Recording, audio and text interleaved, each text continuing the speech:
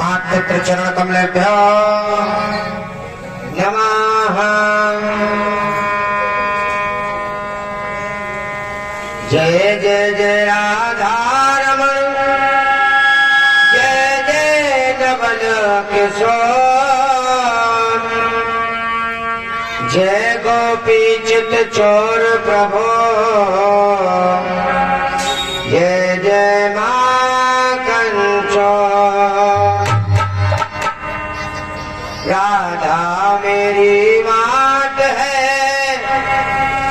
और पिता मेरे घर श्याम, इन दोनों के चरणों में मेरा कोटि कोटि प्रणाम प्रणाम। राधा मेरी स्वामिनी मैं राधे को दास, जन्म जन्म का दीजियो मोहे वृंदावन को वास।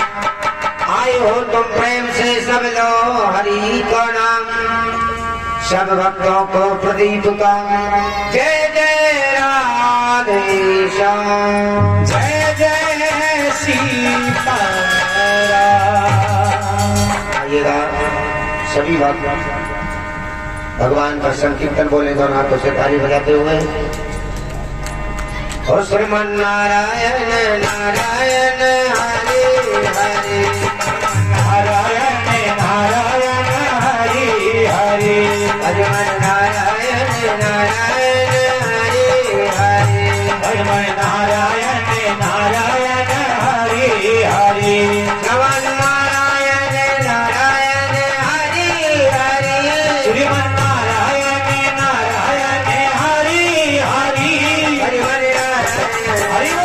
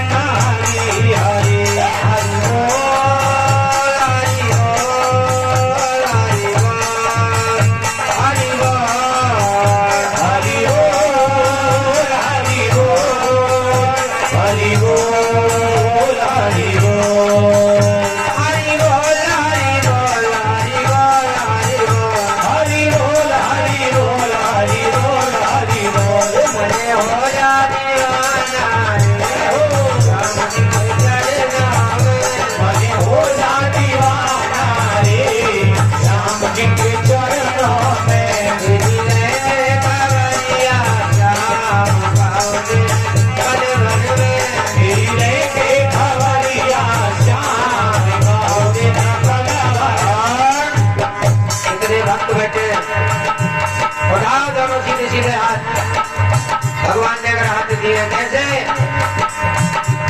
हरे राधे राधे हरि बोल, राधे राधे जब चले आएंगे बिहारी, राधे श्याम को चले आएंगे बिहारी, आएंगे बिहारी चले आएंगे बिहारी, आएंगे बिहारी चले आएंगे बिहारी। राधे राधे राधे राधे जब चले आएंगे बिहारी, राधे राधे जब चले आएंगे बिहारी, राधे मेरी चन्ना चकोर है बिहारी, राधा मेरी चन्ना चकोर है बिहारी, ओ राधा मेरी चन्ना चकोर है बिहारी, राधा मेरी चन्ना चकोर है बिहारी। राधे राधे राधे जब चले आएंगे बिहारी, राधे राधे चले आएंगे बिहारी, श्री कृष्ण गोविंद हरे मुरारी, हे नाथ नारायण वासुदेवा, कृष्ण गोविंद हरे मुरारी, हे नाथ नारायण वासुदेवा, हे नाथ नारायण वासुदेवा, हे नाथ नारायण वासुदेवा, हे नाथ नारायण वासुदेवा, हे नाथ नारायण वासुदेवा, श्री कृष्ण गोविंद हरे मुरारी, हे नाथ नारायण वासुदेवा।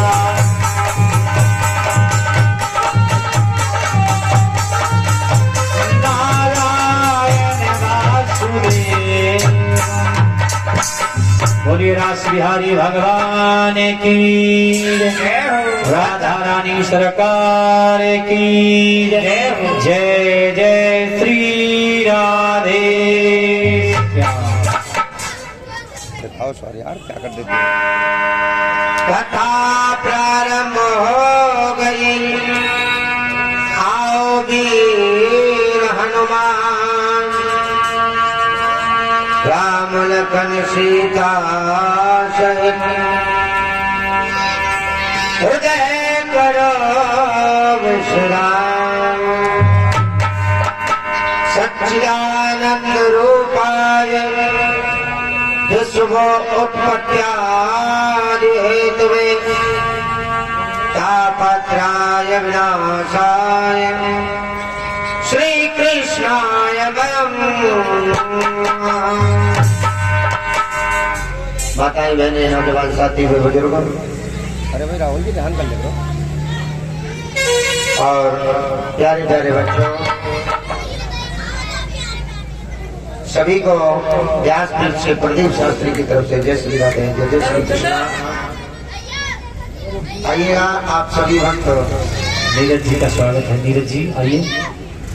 बड़ी सुंदर कथा का रसपान कर रहे हैं। थोड़ा बाजू के सुर दिखाते रह करो, हल्का हल्का। देखिए, आज भगवान कन्हैया का जन्म होगा बड़ी सुंदर सुंदर झांकियों द्वारा, और लगता है कि आज ये वक्त तो बहुत कम है। कितनी खुशी का अवसर है कि आज बाल गोपाल भगवान छोटे से कन्हैया जी का जन्म होगा। मेरे भगवान अवतार लेंगे और भक्तों की संख्या कम है। कन्हैया जी महाराज प्रतिदिन कहते हैं कि आपको आरती से पहले पहले आ जाना चाहिए, लेकिन आप नहीं आ पाते। देखिए, अगर आप काम के बारे में सोचते रहोगे तो ये जीवन भर काम आपको लगा रहेगा।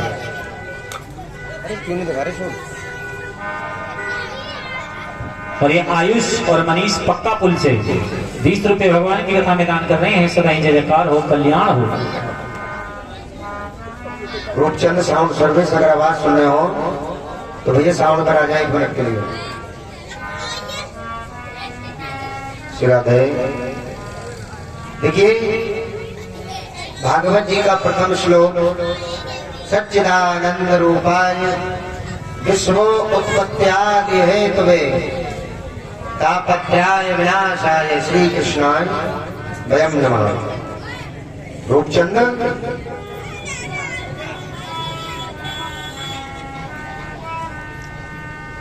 देखिए, सच्चिदानंद सत्यचित आनंद,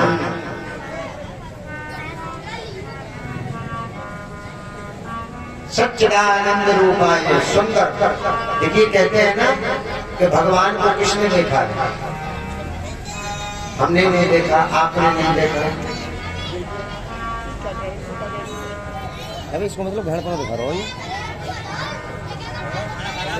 तो खाना खा रहा तो यहाँ तो देखो कितनी बड़ी परेशानी है। इसे डांट के लाओ। कहाँ दे रहे हैं देखो। आप भी सोचते हैं, हम भी सोचते हैं, और विचार करते हैं कि ना जाने भगवान कैसे होंगे। याद है क्या नाम है? चिराग और लकी। चिराग। ये छोटे छोटे बच्चे हैं, चिराग और लकी। ये 51 रुपए भगवान की पावन की कथा में और भगवान की आज प्रसाद लेकर के आए हैं। देखिए, सच्चिदानंद रूपाय विश्वोत्पत्त्यादि हेतवे तापत्रय विनाशाय श्री कृष्णाय वयम् नमः। सत्यचित आनंद देने वाले हम और आप सोचते हैं ना कि ना जाने भगवान कैसे होंगे, भगवान दिखते कैसे हैं, भगवान का रूप कैसा है, भगवान करते क्या है। तो हमारे शास्त्र स्पष्ट बता रहे हैं, अगर हम ध्यान से सुने तब। भागवत जी मनोरंजन का साधन नहीं है। भागवत जी वो ग्रंथ है कि हमें भगवान तक से मिला देता है। भक्त को भगवान से जोड़ना, जनता को जनार्दन तक पहुंचाना, ये भागवत जी करते हैं। हमारे अंदर लोभ मोह पाप ये जो बसा हुआ ना, इसको दूर करती है भागवत जी। लेकिन अगर हम ध्यान से सुने, अब कुछ भक्त का प्रश्न आ जाता है कभी कभी, गुरु जी हमने कभी भगवान को देखा नहीं। तो देखिए हमारे शास्त्र साफ साफ कह रहे हैं, सच्चिदानंद रूपाय विश्वो उत्पत्त्यादि हेतुवे तापत्याय विनाशाय श्री कृष्णाय वयं नमः। हमने भगवान की बात कर रहा हूँ, कन्हैया जी की। वो कैसे दिखते हैं, क्या करते हैं? आनंद देने वाले, हमेशा सुख देने वाले। इतना सुंदर रूप जो आज तक आपने देखा भी नहीं हो, इतना सुंदर रूप है मेरे भगवान का। विश्व उत्पत्त्यादि हेतुवे, विश्व की उत्पत्ति करने वाले, जब चाहे जो कर दे। विश्व की उत्पत्ति करने वाले, तापत्र्याय विनाशाय, तापत्र्याय मतलब हमारा दुख मिटाने वाले, हमारे दुखों को भी दूर करने वाले, श्री कृष्णाय वयं नमः। ऐसे भगवान हरि के चरणों में मेरा बार बार प्रणाम स्वीकार हो।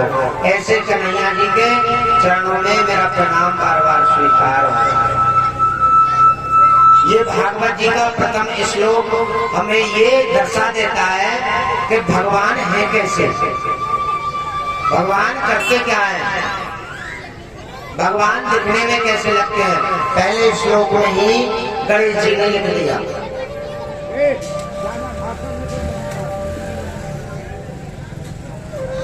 देखिए आज चतुर्थ दिवस की कथा है, बड़ी सुंदर कथा।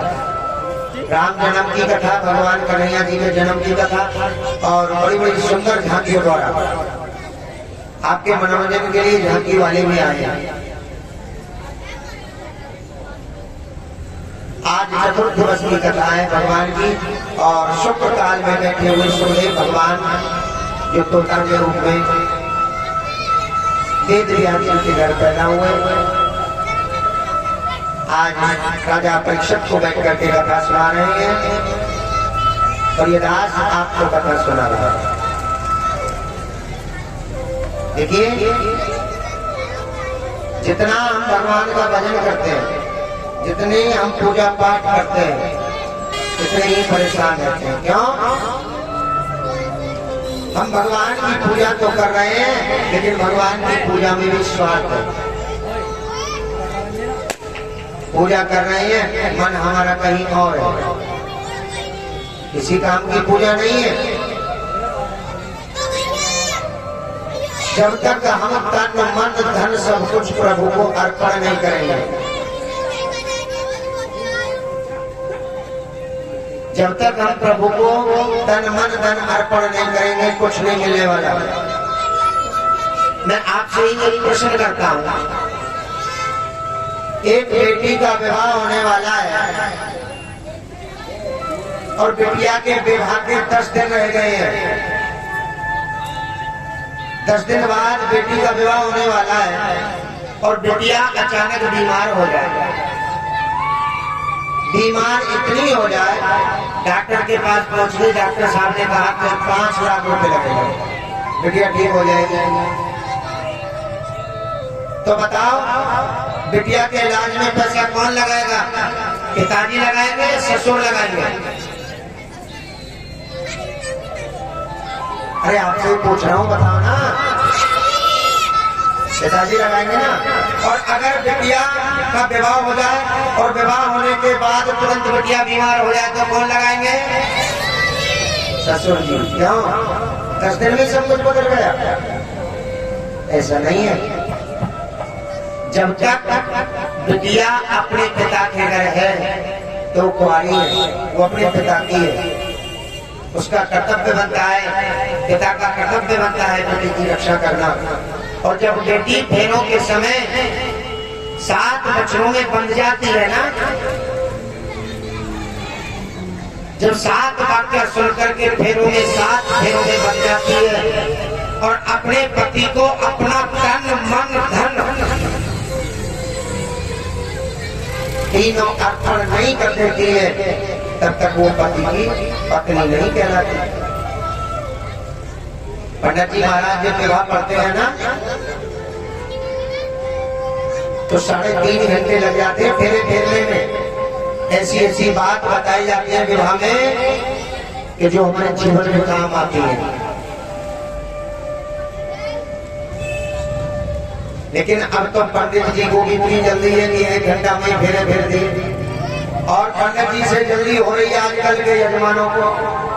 यजमान कहते हैं, हमसे कहते हैं, गुरुजी कितनी देर में भर जाएंगे फेरे? क्योंकि भैया 2.5-3 घंटे लगेंगे कम से कम, बस 1 घंटे में कर दो।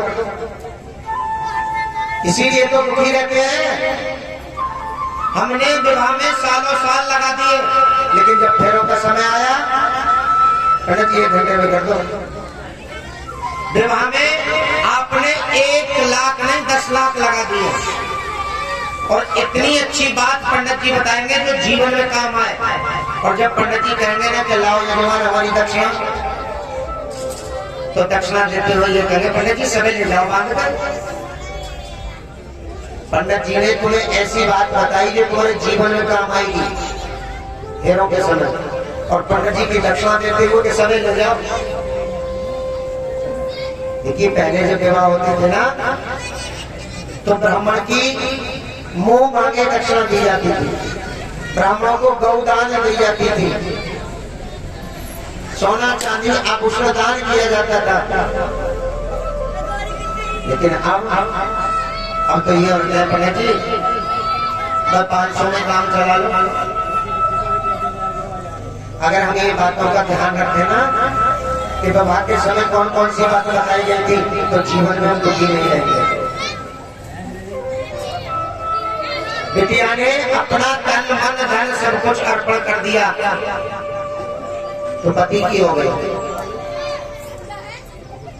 ध्यान रखना,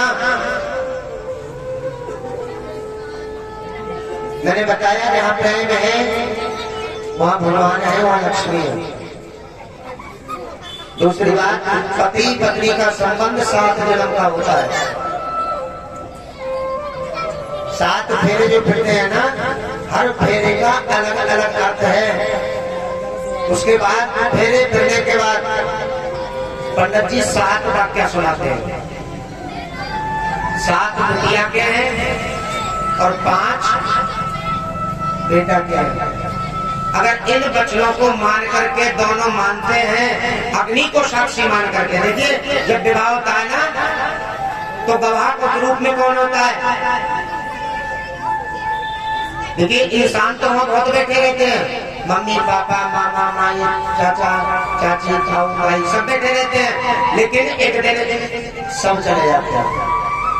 इस संसार को छोड़ के सब चले जाएंगे, लेकिन भगवान के यहाँ जाके गवाही कौन देगा कि हमारे सामने विवाह हुआ? कौन देगा? अग्निदेव। अग्निदेव को साक्षी मान करके हम 7 वाक्य देते हैं। अग्निदेव वहां भी गवाही देंगे भगवान के यहाँ जाकर के, प्रभु मेरे सामने ये पति पत्नी के बंधन में बंधे हैं।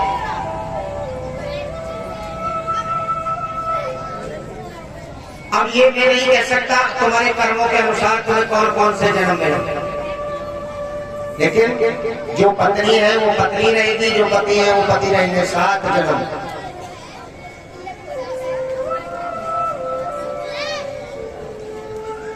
इसलिए चाहे हम 2 मिनट की पूजा करें, लेकिन तन मन धन सब कुछ भगवान को अर्पण करके पूजा करें। और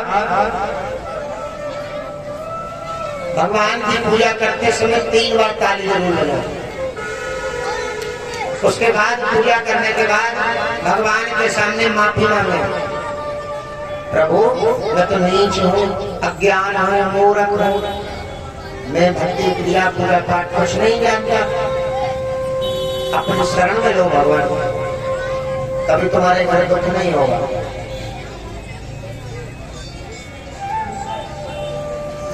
लेकिन हम नियम से चले तो देखिए वाक्य कौन से होते हैं जानते हो? बिटिया कहती है कि महाराज 7 फेरे तो तुमने ले लिए, अभी तो ये मत समझना कि मैं तुम्हारी पत्नी बन गई। बोले ऐसा क्यों? कि मेरे 7 वाक्य हैं, 7 वचन, अगर मेरे वचनों को पूरा करते हो तो मैं तुम्हारे दाएं से बायां लाऊंगा। बायां अंग जो होता है ना, वो अर्धांगिनी का ही होता है। अर्धांगिनी किसे कहते हैं? आधे शरीर की मालिक, उसको अर्धांगिनी कहते हैं। कहती है महाराज मेरा पहला वचन सुनो,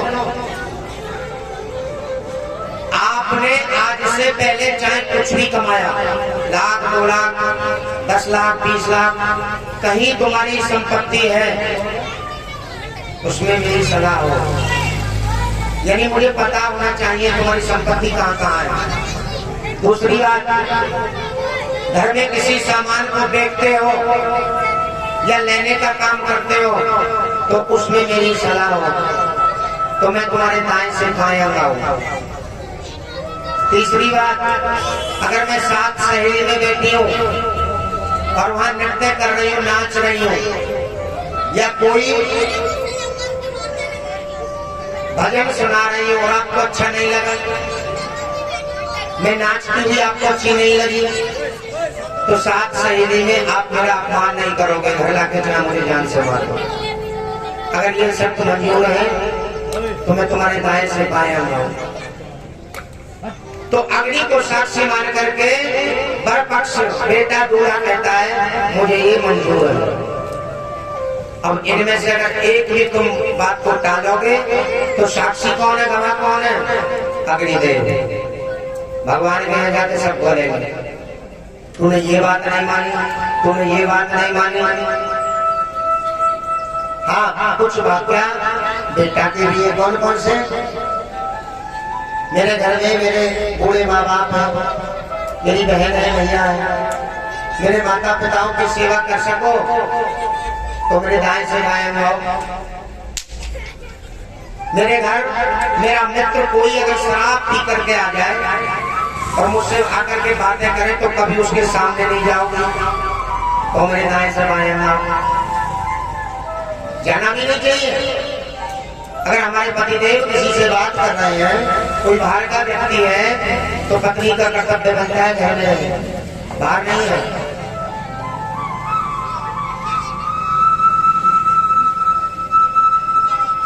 तीसरी बात, जो अवसर रहते आते हैं रक्षाबंधन दौर, इनको छोड़ करके कभी मेरी बिना आज्ञा के अपने पीहर नहीं जाओ। और आजकल की माता तो थोड़ी सी लड़ाई हुई, सोना में कपड़ा रखे मैं जा रही हूँ, समाज लो अपने आप। कहाँ गए वो बच्चे? अरे झगड़ा भी होता है, घर घर में होता है, और झगड़ा कहाँ ज्यादा होता है? जहाँ प्रेम होता है। झगड़े भगवान में भी होते हैं, किसी न किसी बात को लेकर के। प्रतिदिन भगवान की पंचायत जोड़ती है, प्रतिदिन 3 बजे से लेकर के 5 बजे तक। जो भक्त भगवान की पंचायत में शामिल हो जाते हैं ना, उनको आनंद ही आनंद मिल जाता है।